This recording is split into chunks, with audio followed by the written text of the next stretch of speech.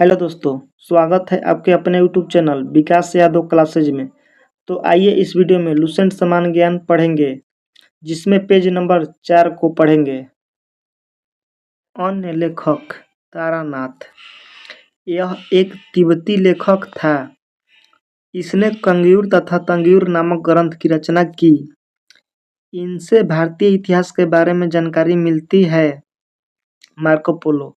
यह 13वीं शताब्दी के अंत में पांडव देश की यात्रा पर आया था। इसका विवरण पांडव इतिहास के अध्ययन के लिए उपयोगी है। पुरातत्व संबंधी साक्ष्य से मिलने वाली जानकारी। भारतीय पुरातत्व शास्त्र का पितामह सर अलेक्जेंडर कनिंघम को कहा जाता है। Alexander Rea, H Longhurst, Robert Sewell, James Burgess, Walter Elliot के सभी भारत के पुरातात्विक स्थलों के उत्खनन से संबंधित है। इन लोगों ने भट्ठी, प्रोलू, घंटसला, अमरावती आदि स्थलों की खुदाई की। 1400 ईस्वी पूर्व के अभिलेख बोगाज-कोई, जिसे एशिया माइनर के नाम से जानते हैं, से वैदिक देवता मित्र, वरुण, इंद्र और नक्षत्र के नाम मिलते हैं।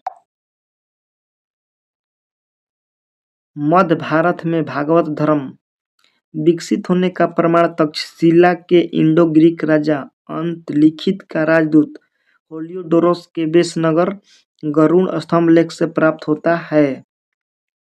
हेलियोडोरस शुंग वंश के राजा भाग्यभद्र के दरबार में आया था। सर्वप्रथम भारतवर्ष का जिक्र हाथी गुफा अभिलेख में है। सर्वप्रथम दुर्भिक्ष की जानकारी देने वाला अभिलेख सोहगौरा अभिलेख है। इस अभिलेख में संकट काल में उपयोग हेतु खाद्यान्न सुरक्षित रखने का भी उल्लेख है। सर्वप्रथम भारत पर होने वाले हुण आक्रमण की जानकारी भीतरी स्तंभलेख से प्राप्त होती है। सती प्रथा का पहला लिखित साक्ष्य एरण अभिलेख से प्राप्त होता है। एरण अभिलेख, जिसका शासक भानुगुप्त हैं, सातवाहन राजाओं का पूरा इतिहास उनके अभिलेखों के आधार पर लिखा गया है। रेशम बुनकर की श्रेणियों की जानकारी मंदसौर अभिलेख से प्राप्त होती है।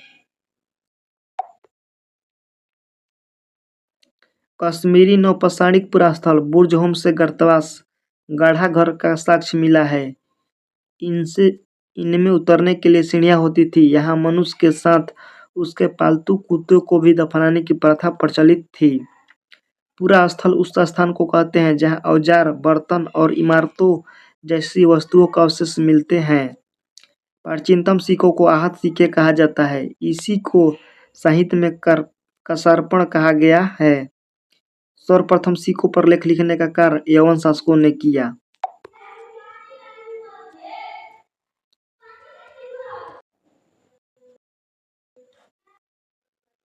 महत्वपूर्ण अभिलेख और शासक। हाथी गुफा अभिलेख कलिंगराज खारवेल। जूनागढ़ अभिलेख रुद्रदामन प्रथम। नासिक अभिलेख गौतमी बलश्री। प्रयाग स्तंभलेख समुद्रगुप्त। ऐहोल अभिलेख पुलकेशिन द्वितीय। मंदसौर अभिलेख मालवा नरेश यशोवर्मन। ग्वालियर अभिलेख प्रतिहार नरेश भोज। भीतरी एवं जूनागढ़ अभिलेख स्कंदगुप्त। देवपाड़ा अभिलेख बंगाल शासक विजय सेन। इसे संस्कृत में पहला लंबा शिलालेख जारी करने का श्रेय दिया जाता है। अभिलेखों का अध्ययन पूरा लेख शास्त्र एपिग्राफी कहलाता है और इनकी तथा दूसरे पुराने दस्तावेजों को प्राचीन तिथि के अध्ययन को पूरा लिपि शास्त्र कहते हैं। सबसे अधिक अभिलेख मैसूर में मुख्य पुरालेख शास्त्री के कार्यालय में संग्रहित है। आरंभिक अभिलेख प्राकृतिक भाषा में है। सबसे पुराने अभिलेख हड़प्पा संस्कृति की मुहरों पर मिलते हैं, जो पढ़े नहीं जा सके हैं। अभिलेखों में संस्कृत भाषा ईसा की 2री सदी से मिलने लगती है और 4वीं-5वीं सदी में इसका सर्वत्र व्यापक प्रयोग होने लगा। अभिलेखों में प्रादेशिक भाषा का प्रयोग 9वीं-10वीं सदी में होने लगा। मौर्य, मौर्योत्तर और गुप्त काल का अधिकांश अभिलेख कार्पस इनस्क्रिप्ट्स ओनम इंडिकारम नामक ग्रंथ माला में संकलित करके प्रकाशित किए गए हैं। समुद्रगुप्त की बीड़ा बजाते हुए मुद्रा वाले सिक्के से उसके संगीत प्रेमी होने का प्रमाण मिलता है। अरिकमेडु पुडुचेरी के निकट से रोमन सिक्के प्राप्त हुए हैं। सबसे पहले भारत के संबंध बर्मा, वर्तमान में म्यांमार, मालवा, स्वर्णद्वीप, कंबोडिया, कंबोज और जावा यवद्वीप से स्थापित हुए। प्रागैतिहासिक काल।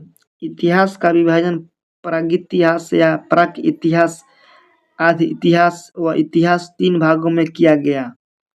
जिस काल में मनुष्य ने घटनाओं का कोई लिखित विवरण उद्धृत नहीं किया उसे प्रागैतिहासिक काल कहते हैं। आदि ऐतिहासिक काल उस काल को कहते हैं जिस काल में लेखन कला के प्रचलन के बाद उपलब्ध लेख पढ़े नहीं जा सके हैं। मानव विकास के उस काल को इतिहास कहा जाता है जिसका विवरण लिखित रूप में उपलब्ध है। नोट: ज्ञानी मानव होमो सैपियंस का प्रवेश इस धरती पर आज से लगभग 30 या 40 हजार वर्ष पूर्व हुआ। नाम एवं तिथियां। पूरा पाषाण काल। यह 20 लाख वर्ष पहले से 12,000 वर्ष पहले के काल को कहा जाता है। इस काल को 3 भागों में विभाजित किया गया है। आरंभिक, मध्य एवं उत्तर पूरा पाषाण काल। मानव इतिहास की लगभग 99% कहानी इसी काल के दौरान हुई। मध्य पाषाण काल। जिस काल में पर्यावरणीय बदलाव मिलते हैं उसे मध्य पाषाण काल कहते हैं। इसका काल लगभग 12,000 वर्ष पहले से लेकर 10,000 वर्ष पहले तक माना जाता है। इस काल के पाषाण औजार आमतौर पर बहुत छोटे होते थे।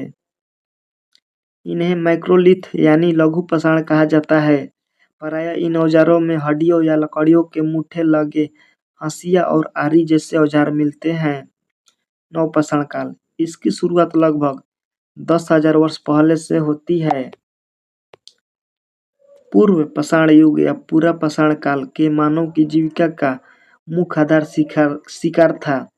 शिकार पूरा पाषाण काल में आदि मानव के मनोरंजन के भी साधन थे। ऐसे ही वीडियो देखने के लिए हमारे चैनल को लाइक शेयर सब्सक्राइब जरूर करें। मिलते हैं नेक्स्ट वीडियो में। जय हिंद दोस्तों।